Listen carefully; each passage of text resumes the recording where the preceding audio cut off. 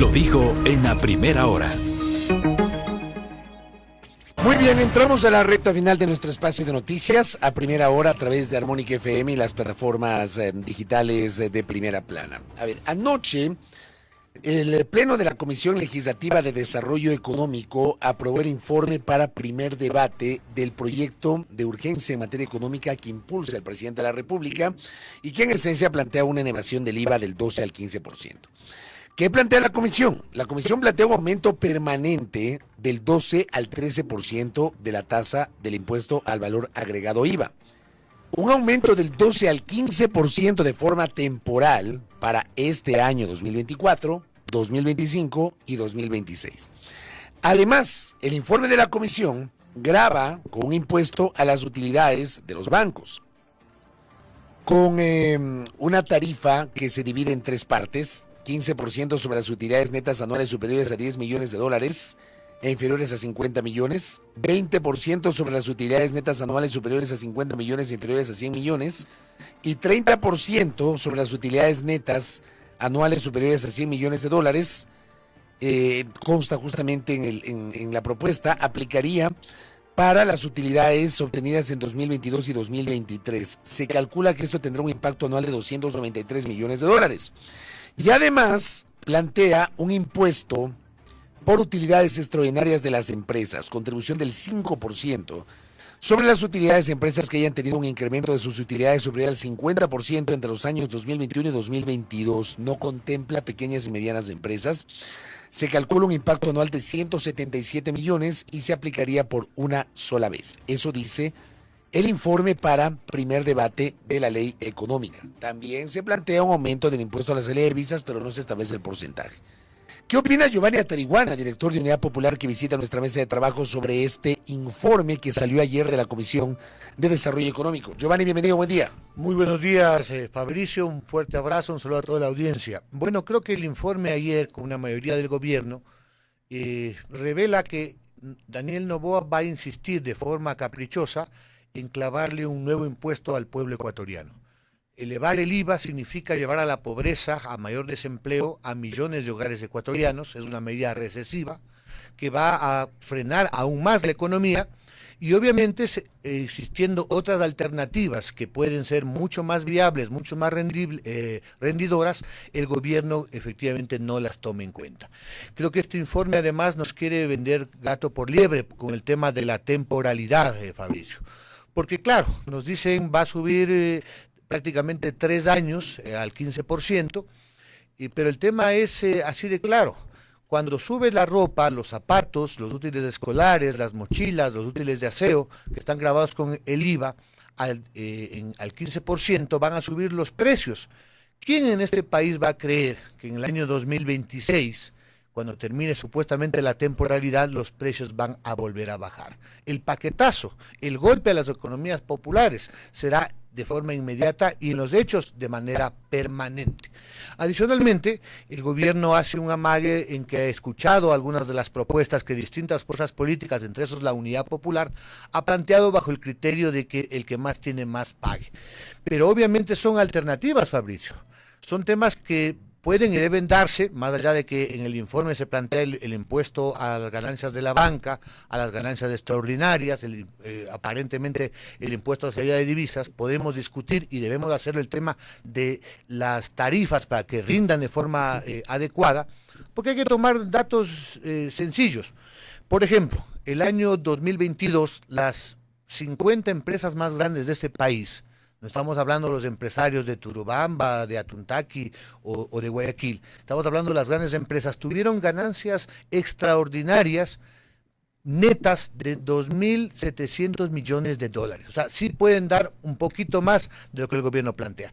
Pero estas son alternativas, Fabricio, para no meterle la mano al pueblo ecuatoriano en el IVA, en condiciones en las cuales hoy por hoy en este país hay 5 millones de personas que sobreviven con $3 al día. Lo que el viceministro Torres decía es apenas supuestamente el costo de los sectores populares. Porque además al subir el IVA, Fabricio, de entrada se da una elevación de la gasolina y del diésel, que es uno de los insumos principales para la circulación de mercadería. El panadero, los comerciantes utilizan la movilidad para llevar sus mercaderías, entonces eso va al costo final, inclusive de los artículos y alimentos que no tienen cargo al IVA. Entonces, pienso yo que ahora va a haber un debate en la Asamblea, ha habido un debate social, creo que las principales organizaciones del país, el Frente Unitario, la Unión Nacional de Educadores, la CONAIE, Fuerzas Políticas Comunidad Popular, Pachacútec, pero también sectores de la academia y sectores de la economía nos han planteado que este camino que ha optado el presidente, que no es sino cumplir a pie juntillas lo que el Fondo Monetario Internacional, es inconveniente. De paso, y para terminar esta parte, Fabricio, el presidente está cocinando un triple combo de medidas antipopulares contra el pueblo. Subir el IVA, sube el costo de la vida. Subir la gasolina y el diésel, evidentemente, tiene que ver con que sube todo. Y el tercero, obviamente, es el tema del despido masivo en el sector público. Son medidas del Fondo Monetario. Sobre lo segundo y tercero, no han anunciado la subida de los combustibles, ha anunciado la focalización de los subsidios de los combustibles. ¿No es lo lógico? Por supuesto, lo que pasa es que estamos acostumbrados, Fabricio, al doble discurso de quienes son neoliberales. Obviamente, Noboa dijo que venía hasta como de centro izquierda, pero está aplicando lo del Fondo Monetario. Nosotros podemos y estamos de acuerdo en que los subsidios injustos se focalicen, pero empecemos por los reales, pues. ¿O no existe aquí 6.000 millones de subsidios en exenciones tributarias a los grandes empresarios que no han subido la productividad, que no han dado empleo? ¿Por qué no focalizamos, empezamos por ahí, obviamente, en recuperar de los 6.000 millones al menos 1.000 millones? Subsidios inconvenientes, Ecuacorrientes, una de las empresas más importantes. El subsidio al eléctrico, dice usted. Se mantiene, Fabricio. Nos dijeron que... A las empresas de mineras de los dos proyectos de minería a gran escala, dice usted. A todos los proyectos de minería, pero además ellos si alguien deberíamos quitar el subsidio al diésel, efectivamente es a la minería a gran escala, pues.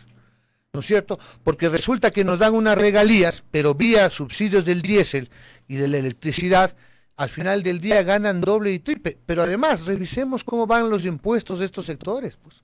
Telefónicas, mineras. Si uno revisa las cuentas de las deudas, de las obligaciones en litigio en el Servicio de Rentas Internas, precisamente resulta que son las telefónicas, son las mineras, son las petroleras que se han acostumbrado a meterse en litigios, no pagar durante años, y claro, luego viene el gobierno de Noboa con el voto de Correa y Nebot, y en el mes de diciembre les perdonaron 2.500 millones en intereses. Entonces, alternativas, por supuesto, Fabricio, existen.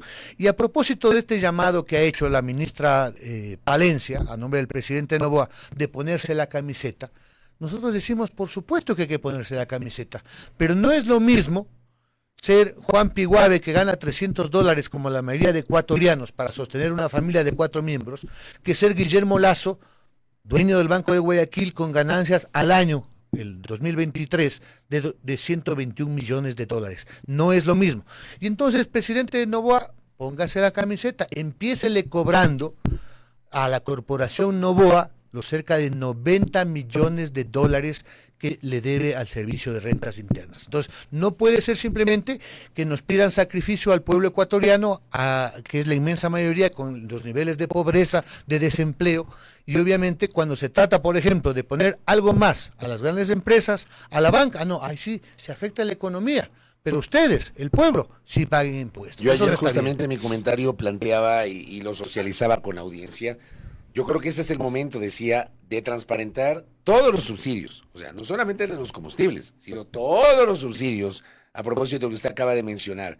Yo creo que eso, si se transparentan las finanzas públicas y se transparenta el destino de ciertos subsidios que entrega el Estado Central, yo creo que será más entendible la toma de decisiones en materia económica, por ejemplo, en el tema de los subsidios, Giovanni.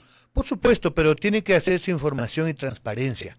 ¿Por qué el proceso de focalización que estaban cuadrando el movimiento indígena con Lazo no pasó? Porque claro, nosotros estamos de acuerdo con que los autos de alta gama paguen gasolina sin subsidio y que las mineras, seguramente las camaroneras, la industria pesquera, pague un diésel sin subsidio. Pero el tema es que ellos quieren, y me refiero al Fondo Monetario y ahora a este gobierno, simplemente un alza general de la gasolina, pues, a precios internacionales, lo cual no corresponde.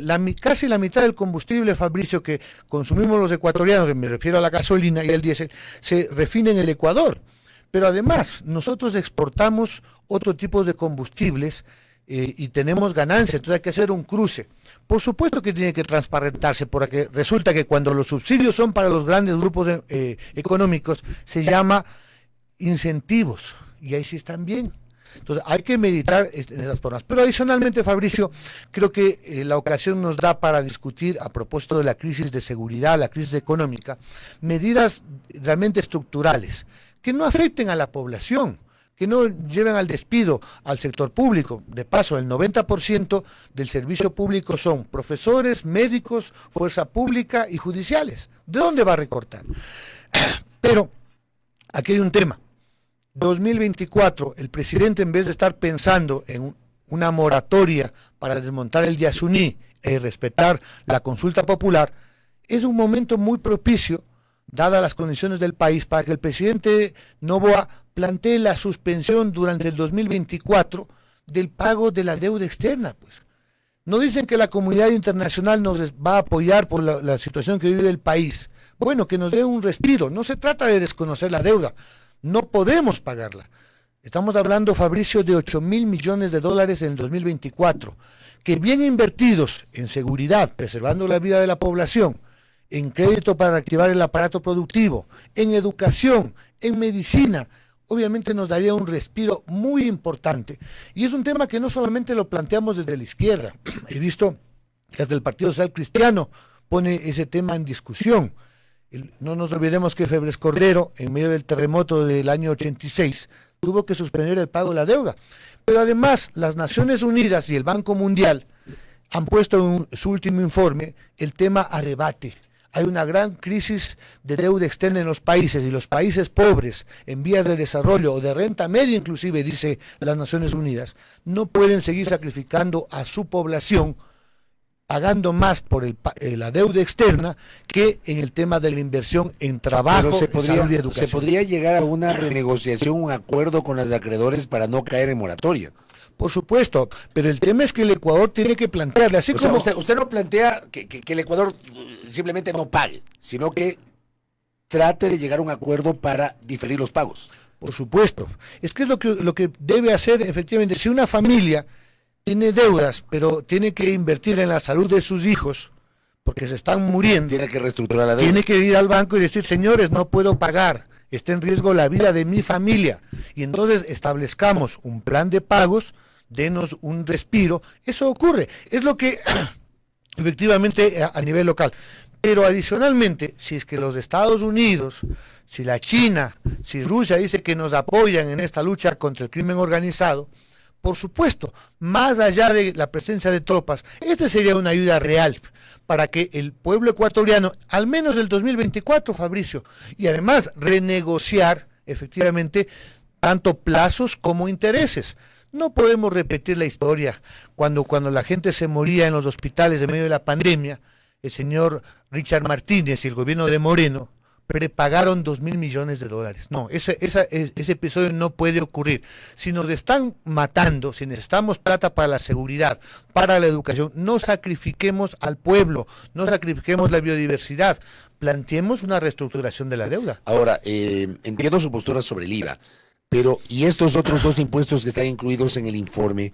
El de las utilidades a la banca y a las empresas. ¿Están de acuerdo con eso?